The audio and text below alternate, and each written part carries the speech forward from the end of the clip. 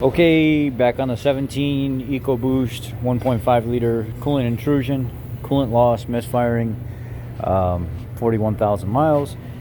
While I have it off, if you guys have any questions at all about the 1.5 liter Ecoboost engine, about where things go, if you'd like specific video of a specific area, something like that, please let me know so I can do that with everything off and I can get you the content that you want. But you got to tell me what you want. If you want pictures of the vacuum pump, if you want the throttle body, if you want how things are set up on the back of the engine, please let me know now while I got everything apart. Anyway, it's all apart. I'm going to continue tearing down the engine, get everything off of the engine so I can start getting down to the block.